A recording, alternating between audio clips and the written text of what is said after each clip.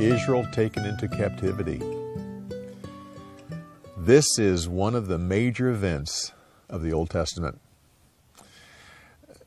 Just to review, the kingdom that David and Solomon built divided into two. You had the southern 2 tribes and the northern 10 tribes. The southern tribes were called Judah. The northern 10 tribes were called Israel. Israel was a godless nation. It never had a king that truly followed the Lord. And yet, as the story says, some of the greatest prophets ever known went to the northern tribes called Israel. Well, in this story right here, we see how they are taken off into captivity and became known as the 10 lost tribes. Actuality, they weren't totally lost. There's still people today that can trace back their ancestry to those tribes. And actually, today with DNA testing, there's a lot of interesting things coming out that they may more and more be able to be identified. But that's not my area. The main study here is about Assyria, Nineveh, and their empire, and the Samaritans. Those are two interesting things. First of all, the Assyrian. Assyria was the first major world empire that swept across and took over Israel. They were slow. This took many generations, one king after the other, that all had the same goal of taking over that part of the world. Their main goal was to take over Egypt, and they slowly moved. They did it because they were the masters of the siege. They would go into a nation, and they would take years conquering that nation, mainly by putting the capital under siege. And once they captured that nation, then their main thing was to take the people off of the nation and put them someplace else. They tried, first of all, to just allow the people to stay there. If they remained loyal, that was fine. But if they rebelled, which they almost always did, then they would go back and take the people off the land, put them someplace else, and put someone else there. They were the first ones really to realize that if you move people around, if you take the people off the land so that they're not still living in the same place where they were born and raised and where their parents died, people were not as loyal to someone else's land as they were to their own. So that was what they did. They were also a very cruel army, probably one of the worst in history. Things that they would do to a city that they conquered, we can't talk about. It was just absolutely cruel.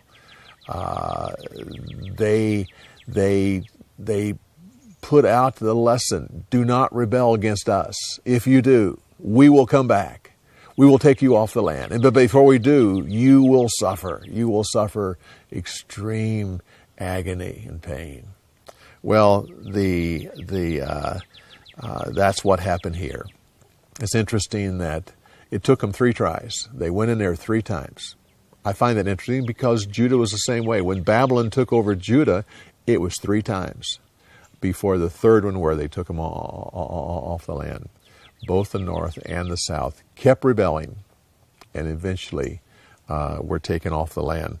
The way that the Assyrians did it, they would take away the leaders and the skilled workers. They would take these people back to Nineveh, and they would either train their workers, or else they would just put them to work there. But then they also, every able body man, especially that they could take, they would put him into their army, not necessarily as a soldier, but as a way to conquer other cities. They would put these people out in front, and they were often killed. But that was okay with them because at least it wasn't their people. They would put these captured people, the ones that would go out and build the ramp that would go up the wall. And of course, people building that ramp going up the wall were often killed. They just keep putting people there until the ramp was done. They used conquered nations to build those ramps and to get more nations. It was a sad time in Israel's history. Amos, the prophet Amos, predicted this time, and his predictions were fulfilled when the Syrians took him away. The way they would do it, the captured people would have to walk hundreds of miles naked. And they were attached together with a system of strings and fish hooks that pierced their lower lip. Amos talked about this. Amos said that this is how the people would be taken away. And truly that is what happened.